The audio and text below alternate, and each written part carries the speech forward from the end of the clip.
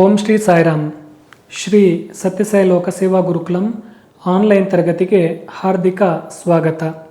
ನಲ್ಮೆಯ ವಿದ್ಯಾರ್ಥಿಗಳೇ, ನಾವೀಗಾಗಲೇ 7ನೇ ತರಗತಿಯ ನನ್ನ ಬಾಲ್ಯ ಅಂತ ಹೇಳುವಂತಹ ಒಂದು ಪಾಠದ ಬಗ್ಗೆ ಕೆಲವೊಂದು ವಿಚಾರಗಳನ್ನು ತಿಳ್ಕೊಂಡಿದ್ದೀವಿ.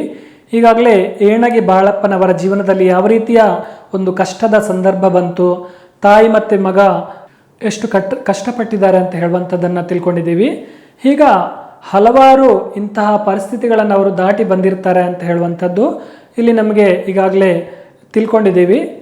ಈಗ ಮುಂದಿನ ಭಾಗದಲ್ಲಿ ಏನಿದೆ ಅಂತ ಹೇಳುವಂಥದ್ದನ್ನು ಇಲ್ಲಿ ನಾವು ತಿಳ್ಕೊಳ್ಳೋಣ. ಭಜನಿ ಮೇಳದಲ್ಲಿ ನನ್ನಿಂದ ಹಾಡಿಸಿ ನಮ್ಮೂರವರು ಸಂತೋಷ ಪಡುತ್ತಿದ್ದರು. ಇವರ ಕಂಠ ತುಂಬ ಚೆನ್ನಾಗಿರೋದ್ರಿಂದ, ಏಣಗಿ ಬಾಳಪ್ಪನವರ ಕಂಠ ತುಂಬ ಚೆನ್ನಾಗಿರೋದ್ರಿಂದ, ಅವರು ತುಂಬ ಸುಂದರವಾಗಿ ಇಂಪಾಗಿ ಹಾಡ್ತಾ ಇರೋದ್ರಿಂದ ಅವರ ಊರಿನಲ್ಲಿ ಏನು ಮಾಡ್ತಾ ಇದ್ರು, ಭಜನೆ ಹಾಡುಗಳು ಅಂದರೆ ಭಜನೆಯ ಹಾಡುಗಳನ್ನು ಹಾಡಿಸ್ತಾ ಇದ್ರು. ನೋಡಿ, ಎಲ್ಲರ ಮನೆಗಳಲ್ಲಿ ಭಜನೆಯನ್ನು ಹಾಡಿದರೆ, ಸದಾ ನಿರಂತರವಾಗಿ ಪ್ರತಿದಿನ ಭಜನೆ ಹಾಡಿದರೆ ಆ ಮನೆಗಳೆಲ್ಲ ವಿಭಜನೆ ಆಗಲ್ಲ ಅಂತ ಹೇಳ್ತಿದ್ದಾರೆ. ಅಂದರೆ ಭಗವಾನ್ ಶ್ರೀ ಸತ್ಯಸಾಯಿ ಬಾಬಾರವರು ಈ ಒಂದು ಮಾತನ್ನು ಹೇಳ್ತಾರೆ. ಯಾರ ಮನೆಯಲ್ಲಿ ಭಜನೆ ಮಾಡ್ತಾರೋ ಆ ಮನೆ ಯಾವತ್ತೂ ವಿಭಜನೆ ಆಗಲ್ಲ. ಮನಸ್ಸಿಗೆ ಭಜನೆ ಅಂತ ಹೇಳುವಂಥದ್ದು ತುಂಬ ಮುಖ್ಯ. ಅಂದರೆ ಹೊಟ್ಟೆಗೆ ಭೋಜನ ಯಾವ ರೀತಿ ಮುಖ್ಯವೋ ಹಾಗೆಯೇ ಮನಸ್ಸಿಗೆ ಭಜನೆ. ಹೊಟ್ಟೆಗೆ ಭೋಜನ, ಮನಸ್ಸಿಗೆ ಭಜನೆ, ಇದು ತುಂಬ ಮುಖ್ಯ. ಅಂದರೆ ನಾವು ಕೆಲಸ ಮಾಡಿರ್ತೀವಿ ಅಥವಾ ತುಂಬ ಮನೆಯಲ್ಲಿ ಕೆಲವೊಂದು ಕಷ್ಟಗಳು ನೋವುಗಳೆಲ್ಲ ಬಂದಾಗ ಚಿಂತೆಯಿಂದ ಇರ್ತೀವಿ. ಈ ಒಂದು ಚಿಂತೆಯಿಂದ ದೂರವಾಗಲು, ನಾವು ಶಾಂತಿಯಿಂದ ಇರಲು, ನೆಮ್ಮದಿಯಿಂದ ಇರಲು, ಶಾಂತಿಯಿಂದ ಇರಲು ನಾವು ಈ ಭಜನೆಯನ್ನು ಮಾಡಿದಾಗ ಲಭಿಸುವುದಕ್ಕೆ ಸಾಧ್ಯ ಆಗುತ್ತೆ. ಅದು ಕೂಡಲೇ ಭಜನೆ ಮಾಡಿದ ತಕ್ಷಣ ಅನುಭವಕ್ಕೆ ಬರಲ್ಲ. ಒಂದು ಗಿಡಕ್ಕೆ ನಾವು ನೀರನ್ನು ಹಾಕಿ ಗೊಬ್ಬರವನ್ನು ಹಾಕಿ ಅದನ್ನು ಬೆಳೆದು ದೊಡ್ಡದಾಗುವವರೆಗೆ ಅದು ಫಲ ಸಿಗುವುದಕ್ಕೆ ಕೂಡಲೇ ಆಗಲ್ಲ ಅಲ್ವಾ? ಅದೇ ರೀತಿ ಭಜನೆ ಮಾಡಿದ ತಕ್ಷಣ ನಮಗೆ ಆ ಆನಂದ ಪೂರ್ತಿಯಾಗಿ ಸಿಗಲ್ಲ.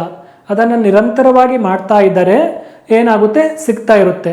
ನಾವೊಂದು ಹಣ್ಣನ್ನು ತಿನ್ನುವ ಬಗ್ಗೆ ಇನ್ನೊಬ್ಬರಿಗೆ ನಾವು ವಿವರಿಸುವುದರ ಬದಲು, ಅಥವಾ ಯಾವುದೇ ಒಂದು ಸಿಹಿ ತಿಂಡಿಯನ್ನು, ಮೈಸೂರು ಪಾಕ್ ಇರ್ಬೋದು ಅಥವಾ ಏನಾದರೂ ಒಂದು ಲಡ್ಡು ಇರ್ಬೋದು, ಈ ರೀತಿ ಅದರ ಬಗ್ಗೆ ನಾವು ವಿವರಣೆ ಕೊಡುವುದಕ್ಕಿಂತ, ಯಾವ ರೀತಿ ಇರುತ್ತೆ, ಅದು ಯಾವ ರೀತಿ ಸಿಹಿಯಾಗಿರುತ್ತೆ ಅಂತ ಹೇಳುವಂಥದ್ದಕ್ಕಿಂತ, ಅದನ್ನು ನಾವು ಕೊಟ್ಟಾಗ ಆ ಒಂದು ಸಿಹಿಯನ್ನು ತಿಂದಾಗ ಆನಂದವನ್ನು ಅನುಭವಿಸಲಿಕ್ಕೆ ಸಾಧ್ಯ ಆಗುತ್ತೆ. ಅದೇ ರೀತಿ ನಾವು ನಿರಂತರವಾಗಿ ಭಜನೆಯನ್ನು ಮಾಡಿದಾಗ ಆ ಒಂದು ಆನಂದವನ್ನು ಪಡುವುದಕ್ಕೆ ಸಾಧ್ಯ ಆಗುತ್ತೆ. ಅದನ್ನು ಹೇಳಿ ಕೇಳಿ ಸಿಗುವಂಥದ್ದಲ್ಲ, ಅದನ್ನು ನಾವು ಅನುಭವಿಸಬೇಕು. ಹಾಗೆಯೇ ನಾವು ನಿರಂತರವಾಗಿ ಭಜನೆಯನ್ನು ಮಾಡಿದಾಗ ನಮ್ಮಲ್ಲಿರುವಂತಹ ದೋಷಗಳೆಲ್ಲ ದೂರವಾಗಿ ನಮ್ಮಲ್ಲಿ ದೈವಿ ಗುಣಗಳು ನಮ್ಮಲ್ಲಿ ಬರುತ್ತೆ. ನಾವೊಂದು ಗಿಡದಲ್ಲಿ ಕಾಗೆಯನ್ನು ಅಥವಾ ಪಕ್ಷಿಗಳನ್ನು ಓಡಿಸುವುದಕ್ಕೆ ಏನು ಮಾಡ್ತೀವಿ, ಒಂದು ಕಲ್ಲನ್ನು ತಗೊಂಡು ಬಿಸಾಕ್ತೀವಿ.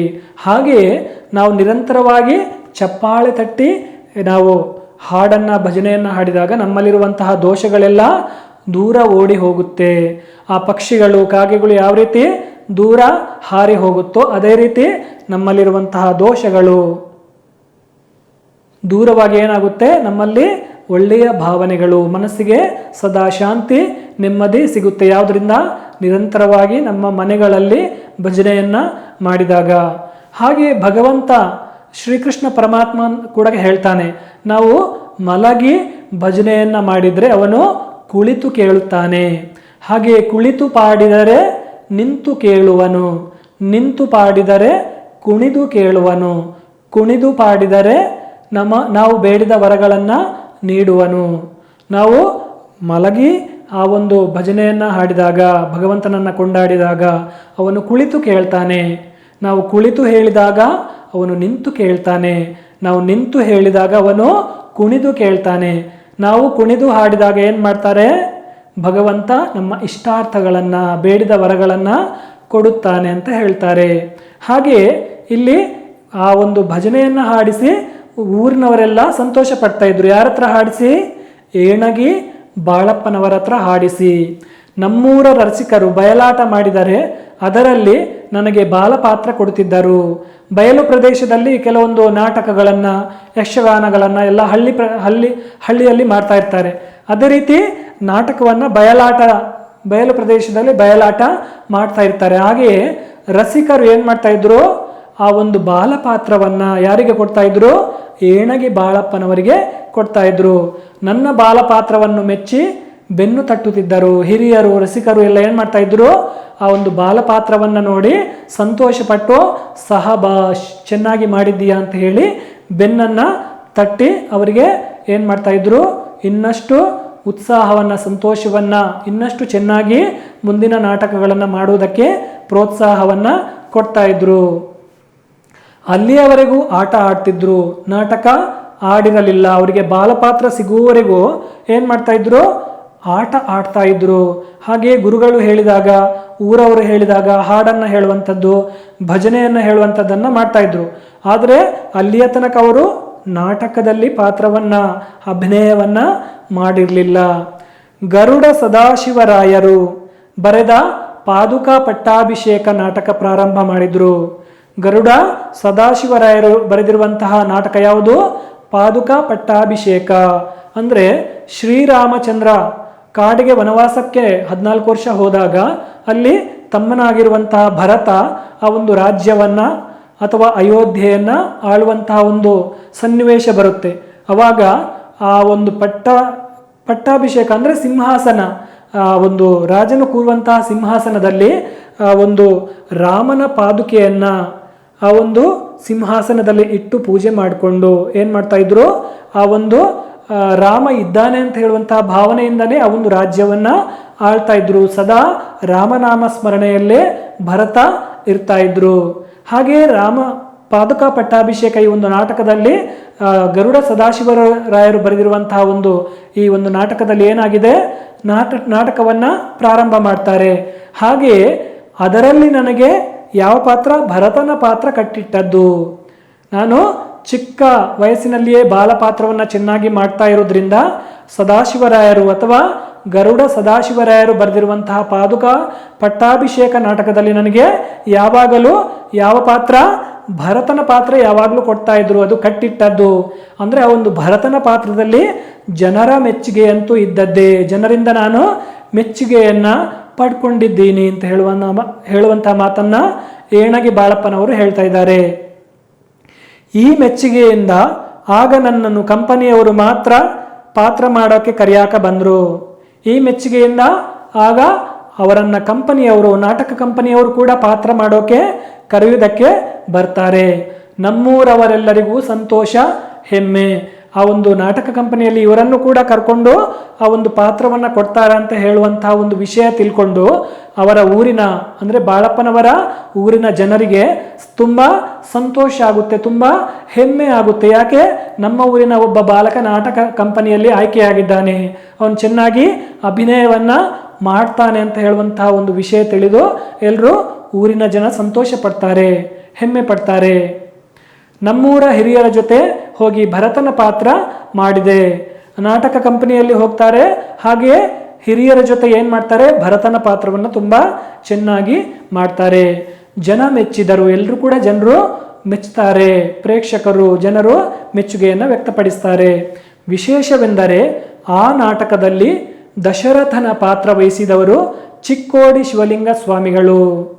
ಆ ಭರತನ ಪಾತ್ರವನ್ನು ಮಾಡಿರುವಂತಹ ಆ ಒಂದು ನಾಟಕ ಏನಿದೆ, ಚಿಕ್ಕೋಡಿ ಶಿವಲಿಂಗ ಸ್ವಾಮಿಗಳು ಆ ಒಂದು ನಾಟಕದಲ್ಲಿ ಯಾವ ಪಾತ್ರವನ್ನು ಮಾಡಿರ್ತಾರೆ, ಭರತನ ತಂದೆಯ ಪಾತ್ರ ಯಾವುದು, ದಶರಥನ ಪಾತ್ರವನ್ನು ಮಾಡಿರ್ತಾರೆ. ಯಾರು, ಚಿಕ್ಕೋಡಿ ಶಿವಲಿಂಗ ಸ್ವಾಮಿಗಳು ಮಾಡಿರ್ತಾರೆ. ನನ್ನ ಪಾತ್ರ ನೋಡಿ ಬೆನ್ನು ತಟ್ಟಿದರು.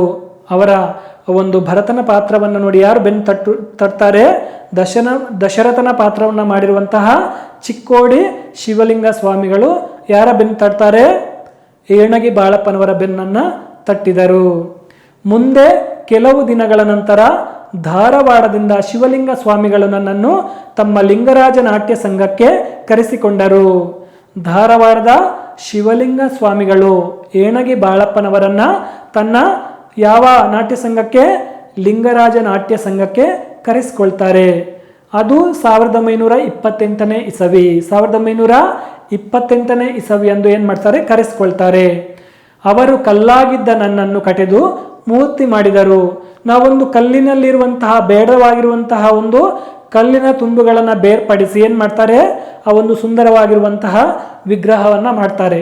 ಹಾಗೆಯೇ ಈ ಒಂದು ಕಲ್ಲಂತೆ ಇರುವಂಥದ್ದು ಅಷ್ಟೊಂದು ಜ್ಞಾನ ಇಲ್ಲ ಅಂತಹ ಒಂದು ಬಾಲಕ ಬೆಳೆದು ದೊಡ್ಡವನಾಗಿ ನಾಟಕ ರಂಗದಲ್ಲಿ ಸೇರಿ ಇಲ್ಲಿ ಈ ಒಂದು ಶಿವಲಿಂಗ ಸ್ವಾಮಿಗಳ ಒಂದು ಲಿಂಗರಾಜ ನಾಟ್ಯ ಸಂಘಕ್ಕೆ ಸೇರಿದಾಗ ಏನಾಗಿರುತ್ತೆ, 1928ನೇ ಇಸವಿಯಲ್ಲಿ ಅವರು ಕಲ್ಲಿನಂತೆ ಇರುವಂತಹ ಆ ಒಂದು ವ್ಯಕ್ತಿಯನ್ನ, ಬಾಳಪ್ಪನವರನ್ನ ಒಂದು ರೀತಿ ಸುಂದರವಾಗಿರುವಂತಹ ಮೂರ್ತಿಯಂತೆ ಮಾಡ್ತಾರೆ. ಅಂದರೆ ಆ ಒಂದು ನಾಟಕ ರಂಗದಲ್ಲಿ ಒಳ್ಳೆಯ ಒಂದು ಸ್ಥಾನವನ್ನ ಕೊಡ್ತಾರೆ, ಅವರನ್ನು ಚೆನ್ನಾಗಿ ಬೆಳೆಸ್ತಾರೆ. ಯಾರು? ಲಿಂಗರಾಜ ನಾಟ್ಯ ಸಂಘಕ್ಕೆ ಸೇರಿಸಿರುವಂತಹ ಧಾರವಾಡದ ಶಿವಲಿಂಗ ಸ್ವಾಮಿಗಳು. ಯಾರನ್ನು? ಏಣಗಿ ಬಾಳಪ್ಪನವರನ್ನು. ಎಲ್ಲೋ ಬಿದ್ದು ಹೋಗಬಾರದೆಂದು ರಂಗಭೂಮಿ ಗುಡಿಯ ಒಂದು ಮೂಲೆಯಲ್ಲಿ ನನ್ನನ್ನು ನಿಲ್ಲಿಸಿದರು.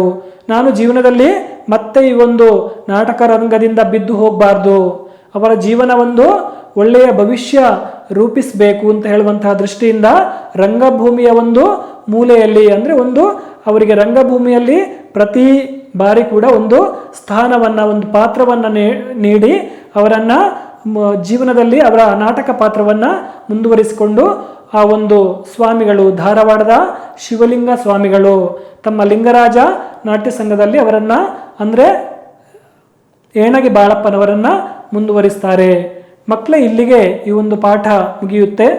ಈಗ ಅಭ್ಯಾಸ ಭಾಗದಲ್ಲಿ ನಾವು ಪ್ರಶ್ನೆಗಳ ಉತ್ತರವನ್ನು ತಿಳ್ಕೊಳ್ಳೋಣ. ಕೊಟ್ಟಿರುವ ಪ್ರಶ್ನೆಗಳಿಗೆ ಒಂದು ವಾಕ್ಯದಲ್ಲಿ ಉತ್ತರಿಸಿ. ಮೊದಲನೆಯ ಪ್ರಶ್ನೆ, ಏಣಗಿ ಬಾಳಪ್ಪನವರು ತಮ್ಮನ್ನು ಏನೆಂದು ಗುರುತಿಸಿಕೊಂಡಿದ್ದಾರೆ? ಏಣಗಿ ಬಾಳಪ್ಪನವರು ತಮ್ಮನ್ನು ಏನೆಂದು ಗುರುತಿಸಿಕೊಂಡಿದ್ದಾರೆ? ಏಣಗಿ ಬಾಳಪ್ಪನವರು ತಮ್ಮನ್ನು ರಂಗಭೂಮಿಯ ಸಾಮಾನ್ಯ ನಟ ಎಂದು ಗುರುತಿಸಿಕೊಂಡಿದ್ದಾರೆ. ಏನಿದೆ ಉತ್ತರ? ಏಣಗಿ ಬಾಳಪ್ಪನವರು ತಮ್ಮನ್ನು ರಂಗಭೂಮಿಯ ಸಾಮಾನ್ಯ ನಟ ಎಂದು ಗುರುತಿಸಿಕೊಂಡಿದ್ದಾರೆ. ಹಾಗೆಯೇ ಎರಡನೆಯ ಪ್ರಶ್ನೆ, ಪಾದುಕಾ ಪಟ್ಟಾಭಿಷೇಕದ ನಾಟಕವನ್ನು ಬರೆದವರು ಯಾರು? ಪಾದುಕಾ ಪಟ್ಟಾಭಿಷೇಕದ ನಾಟಕವನ್ನು ಬರೆದವರು ಯಾರು? ಉತ್ತರ, ಪಾದುಕಾ ಪಟ್ಟಾಭಿಷೇಕ ನಾಟಕವನ್ನು ಗರುಡ ಸದಾಶಿವರಾಯರು ಬರೆದಿದ್ದಾರೆ. ಪಾದುಕಾ ಪಟ್ಟಾಭಿಷೇಕ ನಾಟಕವನ್ನು ಗರುಡ ಸದಾಶಿವರಾಯರು ಬರೆದಿದ್ದಾರೆ. ಮೂರನೆಯ ಪ್ರಶ್ನೆ, ಪಾದುಕಾ ಪಟ್ಟಾಭಿಷೇಕ ನಾಟಕದಲ್ಲಿ ಏಣಗಿಯವರು ಯಾವ ಪಾತ್ರ ವಹಿಸುತ್ತಿದ್ದರು? ಉತ್ತರ, ಪಾದುಕಾ ಪಟ್ಟಾಭಿಷೇಕ ನಾಟಕದಲ್ಲಿ ಏಣಗಿಯವರು ಭರತನ ಪಾತ್ರ ವಹಿಸುತ್ತಿದ್ದರು. ಪಾದುಕಾ ಪಟ್ಟಾಭಿಷೇಕ ನಾಟಕದಲ್ಲಿ ಏಣಗಿಯವರು ಭರತನ ಪಾತ್ರ ವಹಿಸುತ್ತಿದ್ದರು. ಕೊನೆಯ ನಾಲ್ಕನೆಯ ಪ್ರಶ್ನೆ, ರಂಗ ಕಲಾವಿದ ಬಾಳಪ್ಪನವರ ಹುಟ್ಟೂರು ಎಲ್ಲಿದೆ? ರಂಗ ಕಲಾವಿದ ಬಾಳಪ್ಪನವರ ಹುಟ್ಟೂರು ಎಲ್ಲಿದೆ? ಉತ್ತರ, ರಂಗ ಕಲಾವಿದ ಬಾಳಪ್ಪನವರ ಹುಟ್ಟೂರು ಬೆಳಗಾವಿ ಜಿಲ್ಲೆಯ ಸವದತ್ತಿ ತಾಲೂಕಿನ ಏಣಗಿಯಲ್ಲಿದೆ. ರಂಗ ಕಲಾವಿದ ಬಾಳಪ್ಪನವರ ಹುಟ್ಟೂರು ಬೆಳಗಾವಿ ಜಿಲ್ಲೆಯ ಸವದತ್ತಿ ತಾಲೂಕಿನ ಏಣಗಿಯಲ್ಲಿದೆ. ಮಕ್ಕಳೇ, ಈ ಒಂದು ಪಾಠ ಇಲ್ಲಿಗೆ ಮುಕ್ತಾಯ ಆಗುತ್ತೆ. ಮತ್ತೆ ಮುಂದಿನ ತರಗತಿಯಲ್ಲಿ ಇನ್ನಷ್ಟು ಹೊಸ ಪಾಠಗಳ ಬಗ್ಗೆ, ಪದ್ಯಗಳ ಬಗ್ಗೆ ನಾವು ತಿಳ್ಕೊಳ್ಳೋಣ. ಈವರೆಗೆ ಆಗಿರುವಂತಹ ಪಾಠಗಳ ಪ್ರಶ್ನೋತ್ತರಗಳನ್ನು, ಹಾಗೆ ಆ ಒಂದು ಕೃತಿಕಾರರ ಪರಿಚಯವನ್ನು, ಹಾಗೆ ಏಣಗಿ ಬಾಳಪ್ಪನವರ ಜೀವನದ ಒಂದು ಕಥೆಯನ್ನು ಎಲ್ಲವನ್ನು ಕೂಡ ನೀವು ಈಗಾಗಲೇ ತಿಳ್ಕೊಂಡಿದ್ದೀರಾ. ಮುಂದಿನ ತರಗತಿಯಲ್ಲಿ ಬರಬೇಕಾದ್ರೆ ಅದರ ಪ್ರಶ್ನೋತ್ತರಗಳನ್ನು ಕೂಡ ನೀವು ಇಲ್ಲಿ ನಾನು ಈಗಾಗಲೇ ಹೇಳಿದ್ದೀನಿ. ಆ ಪ್ರಶ್ನೋತ್ತರಗಳನ್ನು ನೋಡದೆ ನೀವು ಸ್ವತಃ ಬರೆಯಿರಿ. ಗೊತ್ತಿಲ್ಲದೇ ಇರುವಂತಹ ಪ್ರಶ್ನೆಯ ಉತ್ತರಗಳನ್ನು ಈ ಒಂದು ಮಾಡಿರುವಂತಹ ಪಾಠದ ಕೊನೆಯಲ್ಲಿ ಏನಿದೆ ಅದನ್ನು ನೋಡಿಕೊಂಡು ತಪ್ಪಿಲ್ಲದಂತೆ ಬರೆಯಿರಿ ಅಂತ ಹೇಳುವಂತಹ ಮಾತನ್ನು ಹೇಳುತ್ತಾ ಈ ಒಂದು ತರಗತಿಯನ್ನು ಮುಗಿಸ್ತಾ ಇದ್ದೀನಿ. ಧನ್ಯವಾದಗಳು.